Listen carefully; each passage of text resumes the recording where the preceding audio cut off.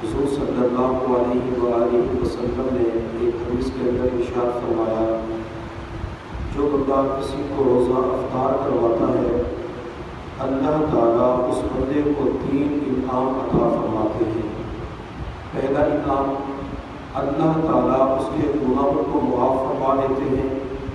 دوسرا انعام، اللہ تعالیٰ جہنم سے آزادی نصیب فرماتے ہیں۔ اور تیسرا انعام، اللہ تعالیٰ روزہ رکھنے والا اجر عطا فرماتے ہیں۔ حضرات صحابہ کرام نے جب یہ 3 انعامات سنے تو عرض کیا، یا رسول اللہ صلی اللہ علیہ وسلم یہ 3 انعام ملیں گے؟ تو میرے محبوب صلی اللہ علیہ وسلم نے روزے کو اور آسان فرما دیا۔ آپ نے فرمایا، میرے صحابہ، اگر کوئی کسی کو کھجور کے ساتھ روزہ افطار کرواتا ہے اللہ تب بھی یہ انعام عطا فرمائیں گے۔ پھر آگے حضور صلی اللہ علیہ وسلم نے فرمایا، اگر کسی بندے کے پاس کھجور کا انتظام نہیں، وہ صرف پانی کا گلاس پلا دیتا ہے روزہ افطار کرنے کے لیے، اللہ تب بھی انعام عطا فرماتے ہیں۔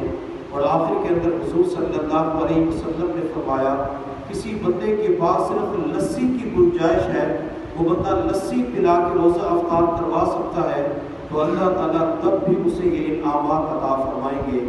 اللہ رب العزت نے موقع دیا ہے آس پڑوس کے اندر، دوست احباب کے اندر، رشتہ داروں کے اندر اگر کوئی غربا ہے تو ان کے پاس کھجوریں بھیج دی جائے، یا شربت کا انتظام کر دیا جائے، یا راشن کا انتظام کر دیا جائے، تاکہ وہ حضرات افطاری کے لیے سامان خرید سکیں، اور اللہ تعالیٰ ہم سب کو یہ انعام